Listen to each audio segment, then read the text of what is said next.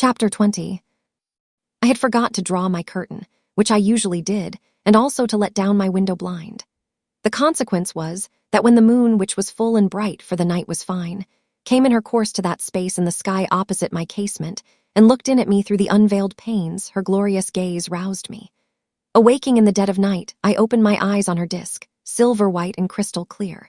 It was beautiful but too solemn. I half rose and stretched my arm to draw the curtain. Good God, what a cry! The night, its silence, its rest, was rent in twain by a savage, a sharp, a shrilly sound that ran from end to end of Thornfield Hall. My pulse stopped, my heart stood still, my stretched arm was paralyzed. The cry died and was not renewed. Indeed, whatever being uttered that fearful shriek could not soon repeat it. Not the widest-winged condor on the Andes could, twice in succession, send out such a yell from the clouds shrouding his eyrie. The thing delivering such utterance must rest ere it could repeat the effort. It came out of the third story, for it passed overhead. And overhead, yes, in the room just above my chamber ceiling, I now heard a struggle. A deadly one it seemed from the noise, and a half-smothered voice shouted, "Help, help, help," 3 times rapidly. "Will no one come?" it cried. And then, while the staggering and stamping went on wildly, I distinguished through plank and plaster, "Rochester, Rochester, for God's sake come." A chamber door opened. Someone ran or rushed along the gallery. Another step stamped on the flooring above and something fell, and there was silence. I had put on some clothes, though horror shook all my limbs. I issued from my apartment. The sleepers were all aroused. Ejaculations, terrified murmurs sounded in every room, door after door unclosed. One looked out and another looked out, the gallery filled. Gentlemen and ladies alike had quitted their beds, and oh, what is it? Who is hurt? What has happened? Fetch a light! Is it fire? Are there robbers? Where shall we run? Was demanded confusedly on all hands. But for the moonlight they would have been in complete darkness. They ran to and fro, they crowded together. Some sobbed, some stumbled. The confusion was inextricable. "Where the devil is Rochester?" cried Colonel Dent. "I cannot find him in his bed." "Here, here," was shouted in return. "Be composed, all of you, I'm coming." And the door at the end of the gallery opened, and Mr. Rochester advanced with a candle. He had just descended from the upper story. One of the ladies ran to him directly. She seized his arm. It was Miss Ingram. "What awful event has taken place?" said she. "Speak, let us know the worst at once." "But don't pull me down or strangle me," he replied. For the Misses Eshton were clinging about him now, and the 2 dowagers, in vast white wrappers, were bearing down on him like ships in full sail. All's right, he cried. "It's a mere rehearsal of much ado about nothing. Ladies, keep off, or I shall wax dangerous." And dangerous he looked. His black eyes darted sparks. Calming himself by an effort, he added, "A servant has had the nightmare, that is all. She's an excitable, nervous person. She construed her dream into an apparition or something of that sort, no doubt, and has taken a fit with fright. Now then, I must see you all back into your rooms, for, till the house is settled, she cannot be looked after. Gentlemen, have the goodness to set the ladies the example. Miss Ingram, I am sure you will not fail in evincing superiority to idle terrors. Amy and Louisa, return to your nests like a pair of doves, as you are. Mesdames, to the dowagers, you will take cold to a dead certainty if you stay in this chill gallery any longer." And so, by dint of alternate coaxing and commanding, he contrived to get them all once more enclosed in their separate dormitories. I did not wait to be ordered back to mine, but retreated unnoticed, as unnoticed I had left it. Not, however, to go to bed. On the contrary, I began and dressed myself carefully. The sounds I had heard after the scream, and the words that had been uttered, had probably been heard only by me, for they had proceeded from the room above mine. But they assured me that it was not a servant's dream which had thus struck horror through the house, and that the explanation Mr. Rochester had given was merely an invention framed to pacify his guests. I dressed, then, to be ready for emergencies. When dressed, I sat a long time by the window looking out over the silent grounds and silvered fields, and waiting for I knew not what. It seemed to me that some event must follow the strange cry, struggle, and call. No, stillness returned. Each murmur and movement ceased gradually, and in about an hour Thornfield Hall was again as hushed as a desert. It seemed that sleep and night had resumed their empire. Meantime, the moon declined. She was about to set. Not liking to sit in the cold and darkness, I thought I would lie down on my bed, dressed as I was. I left the window and moved with little noise across the carpet. As I stooped to take off my shoes, a cautious hand tapped low at the door. "Am I wanted?" I asked. "Are you up?" asked the voice I expected to hear, viz., my master. "Yes, sir." "And dressed?" "Yes." "Come out then, quietly." I obeyed. Mr. Rochester stood in the gallery holding a light. "I want you," he said. "Come this way, take your time, and make no noise."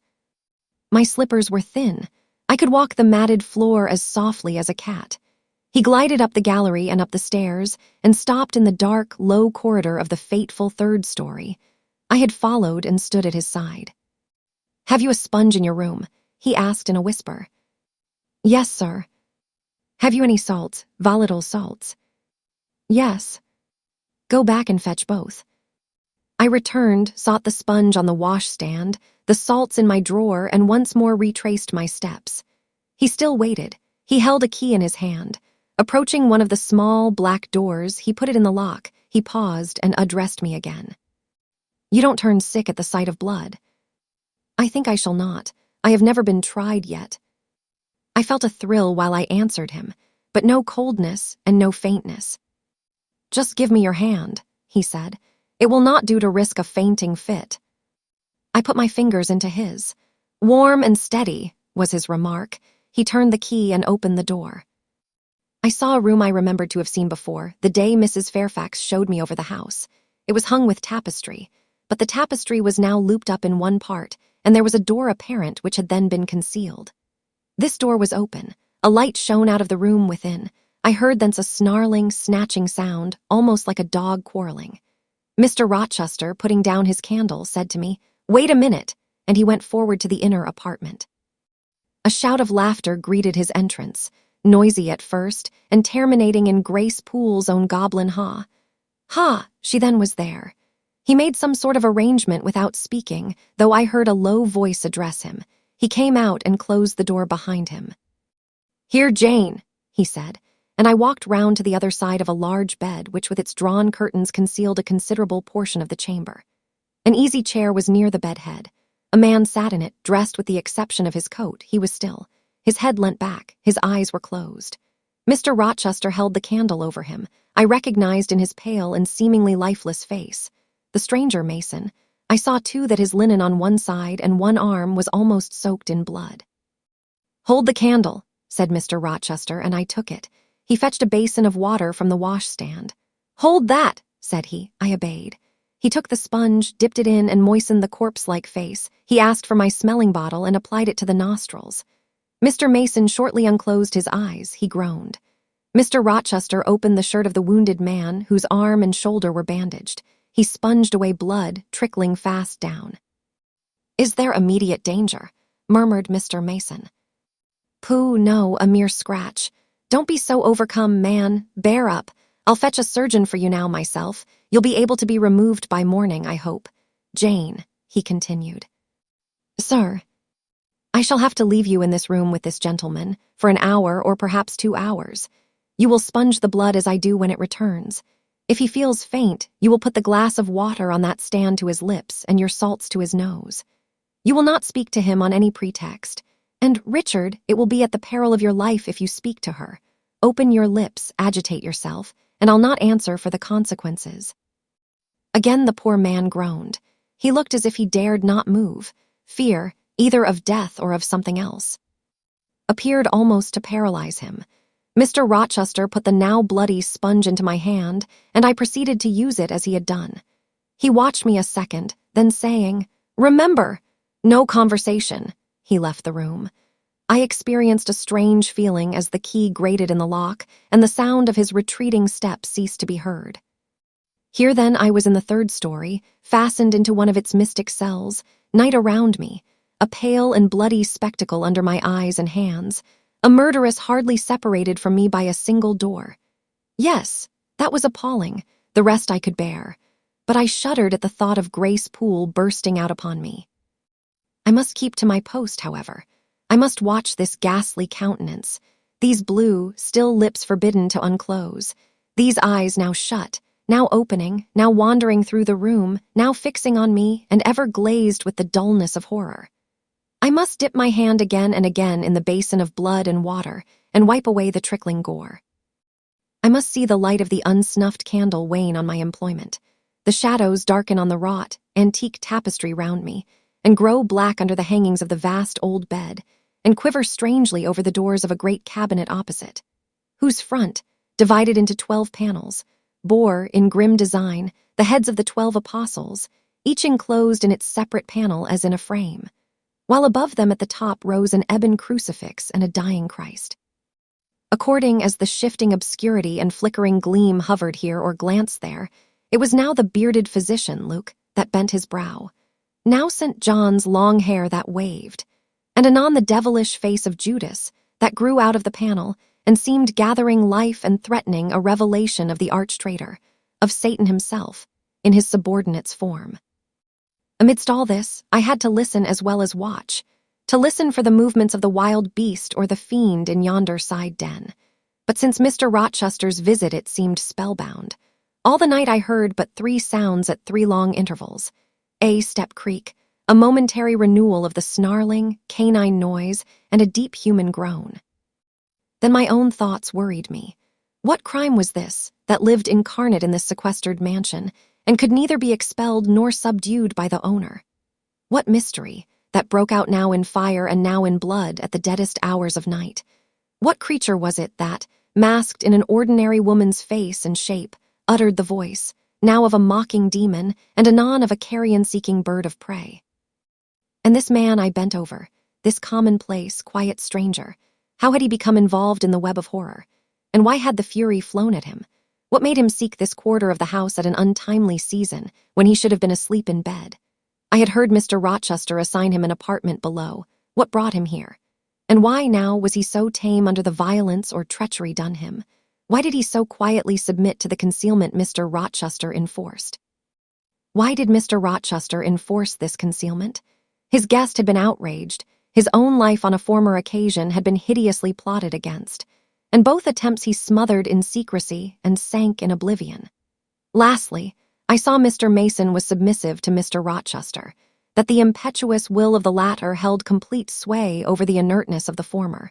The few words which had passed between them assured me of this. It was evident that in their former intercourse, the passive disposition of the one had been habitually influenced by the active energy of the other. Whence then had arisen Mr. Rochester's dismay when he heard of Mr. Mason's arrival? Why had the mere name of this unresisting individual, whom his word now sufficed to control like a child, fallen on him, a few hours since, as a thunderbolt might fall on an oak? Oh, I could not forget his look and his paleness when he whispered, "Jane, I have got a blow. I have got a blow, Jane." I could not forget how the arm had trembled which he rested on my shoulder, and it was no light matter which could thus bow the resolute spirit and thrill the vigorous frame of Fairfax Rochester. "When will he come? When will he come?" I cried inwardly, as the night lingered and lingered, as my bleeding patient drooped, moaned, sickened, and neither day nor aid arrived. I had again and again held the water to Mason's white lips, again and again offered him the stimulating salts. My efforts seemed ineffectual. Either bodily or mental suffering or loss of blood or all 3 combined were fast prostrating his strength. He moaned so and looked so weak, wild, and lost, I feared he was dying, and I might not even speak to him. The candle, wasted at last, went out. As it expired, I perceived streaks of gray light edging the window curtains. Dawn was then approaching. Presently I heard Pilot bark far below, out of his distant kennel in the courtyard. Hope revived. Nor was it unwarranted. In 5 minutes more the grating key, the yielding lock, warned me my watch was relieved. It could not have lasted more than 2 hours. Many a week has seemed shorter. Mr. Rochester entered, and with him the surgeon he had been to fetch. "Now, Carter, be on the alert," he said to this last. "I give you but half an hour for dressing the wound, fastening the bandages, getting the patient downstairs and all." "But is he fit to move, sir?" No doubt of it, it is nothing serious. He is nervous, his spirits must be kept up. Come, set to work. Mr. Rochester drew back the thick curtain, drew up the Holland blind, let in all the daylight he could, and I was surprised and cheered to see how far dawn was advanced. What rosy streaks were beginning to brighten the east. Then he approached Mason, whom the surgeon was already handling. "Now, my good fellow, how are you?" he asked. "She's done for me, I fear," was the faint reply. "Not a whit. Courage, this day fortnight you'll hardly be a pin the worse of it. You've lost a little blood, that's all. Carter, assure him there's no danger." "I can do that conscientiously," said Carter, who had now undone the bandages. "Only I wish I could have got here sooner. He would not have bled so much. But how is this? The flesh on the shoulder is torn as well as cut. This wound was not done with a knife. There have been teeth here." "She bit me," he murmured. "She worried me like a tigress when Rochester got the knife from her." "You should not have yielded. You should have grappled with her at once," said Mr. Rochester. "But under such circumstances, what could one do?" returned Mason. "Oh, it was frightful," he added, shuddering. "And I did not expect it. She looked so quiet at first." "I warned you," was his friend's answer. "I said, be on your guard when you go near her. Besides, you might have waited till tomorrow and had me with you. It was mere folly to attempt the interview tonight and alone. I thought I could have done some good." You thought. Yes, it makes me impatient to hear you. But however, you have suffered and are likely to suffer enough for not taking my advice, so I'll say no more. Carter, hurry. Hurry, the sun will soon rise and I must have him off. Directly, sir. The shoulder is just bandaged. I must look to this other wound in the arm. She has had her teeth here too, I think. She sucked the blood. She said she'd drain my heart, said Mason. I saw Mr. Rochester shudder. A singularly marked expression of disgust, horror, hatred, warped his countenance almost to distortion. But he only said, "Come, be silent, Richard, and never mind her gibberish. Don't repeat it." "I wish I could forget it," was the answer. "You will when you are out of the country. When you get back to Spanish Town, you may think of her as dead and buried, or rather, you need not think of her at all. Impossible to forget this night." "It is not impossible. Have some energy, man. You thought you were as dead as a herring 2 hours since, and you are all alive and talking now. There. Carter has done with you, or nearly so. I'll make you decent in a trice. Jane," he turned to me for the first time since his re-entrance, "take this key. Go down into my bedroom and walk straight forward into my dressing room. Open the top drawer of the wardrobe and take out a clean shirt and neck handkerchief. Bring them here, and be nimble." I went, sought the repository he had mentioned, found the articles named, and returned with them. "Now," said he, "go to the other side of the bed while I order his toilet, but don't leave the room. You may be wanted again." I retired as directed. "Was anybody stirring below when you went down, Jane?" inquired Mr. Rochester presently. "No, sir, all was very still." "We shall get you off cannily, Dick, and it will be better, both for your sake and for that of the poor creature in yonder. I have striven long to avoid exposure, and I should not like it to come at last. Here. Carter, help him on with his waistcoat. Where did you leave your furred cloak? You can't travel a mile without that, I know, in this damned cold climate. In your room. Jane, run down to Mr. Mason's room, the one next mine, and fetch a cloak you will see there." Again I ran, and again returned, bearing an immense mantle lined and edged with fur. "Now I've another errand for you," said my untiring master. "You must away to my room again. What a mercy you are shod with velvet, Jane. A clod-hopping messenger would never do at this juncture. You must open the middle drawer of my toilet table and take out a little phial and a little glass you will find there. Quick." I flew thither and back, bringing the desired vessels. "That's well. Now, doctor, I shall take the liberty of administering a dose myself, on my own responsibility. I got this cordial at Rome, of an Italian charlatan, a fellow you would have kicked, Carter. It is not a thing to be used indiscriminately, but it is good upon occasion, as now, for instance. Jane, a little water." He held out the tiny glass, and I half filled it from the water bottle on the washstand. "That will do. Now wet the lip of the phial." I did so. He measured 12 drops of a crimson liquid and presented it to Mason. "Drink, Richard. It will give you the heart you lack for an hour or so." "But will it hurt me? Is it inflammatory?" "Drink, drink, drink." Mr. Mason obeyed because it was evidently useless to resist. He was dressed now. He still looked pale, but he was no longer gory and sullied. Mr. Rochester let him sit 3 minutes after he had swallowed the liquid. He then took his arm. "Now I am sure you can get on your feet," he said. "Try." The patient rose. "Carter, take him under the other shoulder. Be of good cheer, Richard. Step out, that's it." "I do feel better," remarked Mr. Mason. "I am sure you do. Now, Jane, trip on before us away to the back stairs. Unbolt the side passage door and tell the driver of the postchaise you will see in the yard, or just outside, for I told him not to drive his rattling wheels over the pavement, to be ready. We are coming. And Jane, if anyone is about, come to the foot of the stairs and hem." It was by this time 5:30, and the sun was on the point of rising, but I found the kitchen still dark and silent.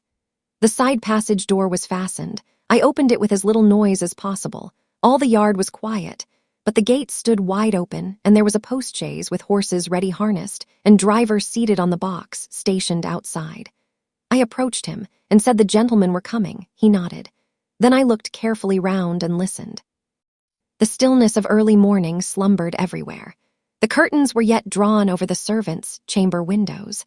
Little birds were just twittering in the blossom-blanched orchard trees, whose boughs drooped like white garlands over the wall enclosing one side of the yard. The carriage horses stamped from time to time in their closed stables. All else was still. The gentleman now appeared. Mason, supported by Mr. Rochester and the surgeon, seemed to walk with tolerable ease. They assisted him into the chaise. Carter followed. "Take care of him," said Mr. Rochester to the latter, "and keep him at your house till he is quite well. I shall ride over in a day or two to see how he gets on. Richard, how is it with you?" "The fresh air revives me, Fairfax." "Leave the window open on his side, Carter. There is no wind. Goodbye, Dick." "Fairfax." "Well, what is it?" "Let her be taken care of. Let her be treated as tenderly as may be. Let her—" He stopped and burst into tears. "I do my best, and have done it, and will do it," was the answer. He shut up the chaise door, and the vehicle drove away. "Yet would to God there was an end of all this," added Mr. Rochester, as he closed and barred the heavy yard gates. This done, he moved with slow step and abstracted air towards a door in the wall bordering the orchard. I, supposing he had done with me, prepared to return to the house. Again, however, I heard him call Jane. He had opened the portal and stood at it, waiting for me. "Come where there is some freshness for a few moments," he said. "That house is a mere dungeon. Don't you feel it so?" "It seems to me a splendid mansion, sir." "The glamour of inexperience is over your eyes," he answered, "and you see it through a charmed medium. You cannot discern that the gilding is slime and the silk draperies cobwebs, that the marble is sordid slate, and the polished woods mere refused chips and scaly bark. Now here," he pointed to the leafy enclosure we had entered, "all is real, sweet, and pure." He strayed down a walk edged with box, with apple trees, pear trees, and cherry trees on one side, and a border on the other full of all sorts of old-fashioned flowers, stocks, sweet williams, primroses, pansies, mingled with southernwood, sweetbriar, and various fragrant herbs. They were fresh now as a succession of April showers and gleams, followed by a lovely spring morning, could make them. The sun was just entering the dappled east, and his light illumined the wreathed and dewy orchard trees and shone down the quiet walks under them. "Jane, will you have a flower?" He gathered a half-blown rose, the first on the bush, and offered it to me. "Thank you, sir. Do you like this sunrise, Jane? That sky with its high and light clouds, which are sure to melt away as the day waxes warm, this placid and balmy atmosphere." "I do, very much." "You have passed a strange night, Jane." "Yes, sir." "And it has made you look pale. Were you afraid when I left you alone with Mason?" "I was afraid of someone coming out of the inner room. But I had fastened the door. I had the key in my pocket. I should have been a careless shepherd if I had left a lamb, my pet lamb, so near a wolf's den, unguarded. You were safe. Will Grace Poole live here still, sir? Oh, yes. Don't trouble your head about her. Put the thing out of your thoughts. Yet it seems to me your life is hardly secure while she stays. Never fear. I will take care of myself. Is the danger you apprehended last night gone by now, sir? I cannot vouch for that till Mason is out of England, nor even then. To live, for me, Jane, is to stand on a crater crust which may crack and spew fire any day. But Mr. Mason seems a man easily led. Your influence, sir, is evidently potent with him. He will never set you at defiance or willfully injure you. Oh no, Mason will not defy me, nor knowing it will he hurt me. But unintentionally he might in a moment, by one careless word, deprive me, if not of life, yet forever of happiness. Tell him to be cautious, sir. Let him know what you fear, and show him how to avert the danger. He laughed sardonically, hastily took my hand, and as hastily threw it from him. If I could do that, simpleton, where would the danger be? Annihilated in a moment. Ever since I have known Mason, I have only had to say to him, do that, and the thing has been done. But I cannot give him orders in this case. I cannot say, beware of harming me, Richard. For it is imperative that I should keep him ignorant that harm to me is possible. Now you look puzzled, and I will puzzle you further. You are my little friend, are you not? I like to serve you, sir, and to obey you in all that is right. Precisely. I see you do. I see genuine contentment in your gait and mien, your eye and face, when you are helping me and pleasing me, working for me, and with me in, as you characteristically say, all that is right. For if I bid you do what you thought wrong, there would be no light-footed running, no neat-handed alacrity, no lively glance and animated complexion. My friend would then turn to me, quiet and pale, and would say, no, sir, that is impossible. I cannot do it because it is wrong, and would become immutable as a fixed star. Well, you too have power over me and may injure me, yet I dare not show you where I am vulnerable, lest, faithful and friendly as you are, you should transfix me at once. If you have no more to fear from Mr. Mason than you have from me, sir, you are very safe. God grant it may be so. Here, Jane, is an arbor. Sit down. The arbor was an arch in the wall, lined with ivy. It contained a rustic seat. Mr. Rochester took it, leaving room, however, for me, but I stood before him. Sit, he said. The bench is long enough for two. You don't hesitate to take a place at my side, do you? Is that wrong, Jane? I answered him by assuming it. To refuse would, I felt, have been unwise. Now, my little friend, while the sun drinks the dew, while all the flowers in this old garden awake and expand, and the birds fetch their young ones, breakfast out of the thornfield, and the early bees do their first spell of work, I'll put a case to you, which you must endeavor to suppose your own. But first, look at me, and tell me you are at ease, and not fearing that I err in detaining you, or that you err in staying. No, sir, I am content. Well then, Jane, call to aid your fancy. Suppose you were no longer a girl well-reared and disciplined, but a wild boy indulged from childhood upwards. Imagine yourself in a remote foreign land. Conceive that you there commit a capital error, no matter of what nature or from what motives, but one whose consequences must follow you through life and taint all your existence. Mind, I don't say a crime. I am not speaking of shedding of blood or any other guilty act which might make the perpetrator amenable to the law. My word is error. The results of what you have done become in time to you utterly insupportable. You take measures to obtain relief, unusual measures, but neither unlawful nor culpable. Still you are miserable, for hope has quitted you on the very confines of life. Your sun at noon darkens in an eclipse, which you feel will not leave it till the time of setting. Bitter and base associations have become the sole food of your memory. You wander here and there, seeking rest in exile, happiness in pleasure. I mean in heartless, sensual pleasure, such as dulls intellect and blights feeling. Heart-weary and soul-withered, you come home after years of voluntary banishment. You make a new acquaintance, how or where no matter. You find in this stranger much of the good and bright qualities which you have sought for 20 years and never before encountered. And they are all fresh, healthy, without soil and without taint. Such society revives, regenerates. You feel better days come back, higher wishes, purer feelings. You desire to recommence your life and to spend what remains to you of days in a way more worthy of an immortal being. To attain this end, are you justified in overleaping an obstacle of custom, a mere conventional impediment which neither your conscience sanctifies nor your judgment approves? He paused for an answer, and what was I to say? Oh, for some good spirit to suggest a judicious and satisfactory response. Vain aspiration. The west wind whispered in the ivy round me, but no gentle Ariel borrowed its breath as a medium of speech. The birds sang in the treetops, but their song, however sweet, was inarticulate.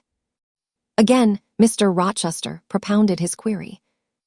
Is the wandering and sinful, but now rest-seeking and repentant, man justified in daring the world's opinion, in order to attach to him forever this gentle, gracious, genial stranger, thereby securing his own peace of mind and regeneration of life?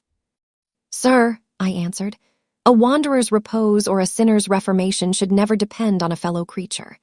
Men and women die. Philosophers falter in wisdom, and Christians in goodness. If anyone you know has suffered and erred, let him look higher than his equals for strength to amend and solace to heal. But the instrument, God, who does the work, ordains the instrument. I have myself, I tell it you without parable, been a worldly, dissipated, restless man, and I believe I have found the instrument for my cure in. He paused, the birds went on caroling, the leaves lightly rustling. I almost wondered they did not check their songs and whispers to catch the suspended revelation, but they would have had to wait many minutes, so long was the silence protracted. At last I looked up at the tardy speaker. He was looking eagerly at me. "Little friend," said he, in quite a changed tone, while his face changed too, losing all its softness and gravity and becoming harsh and sarcastic. "You have noticed my tender penchant for Miss Ingram. Don't you think if I married her she would regenerate me with a vengeance?" He got up instantly, went quite to the other end of the walk, and when he came back he was humming a tune. Jane," said he, stopping before me, "you are quite pale with your vigils.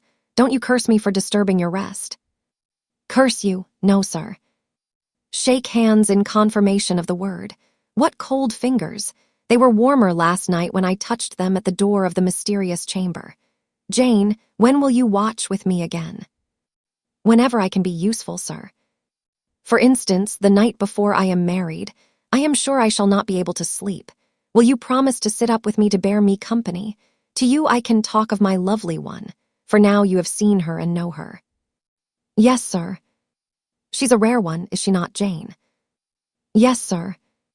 "A strapper, a real strapper, Jane, big, brown, and buxom, with hair just such as the ladies of Carthage must have had. Bless me, there's Dent and Lynn in the stables. Go in by the shrubbery through that wicket." As I went one way, he went another, and I heard him in the yard, saying cheerfully, "Mason got the start of you all this morning. He was gone before sunrise. I rose at 4 to see him off.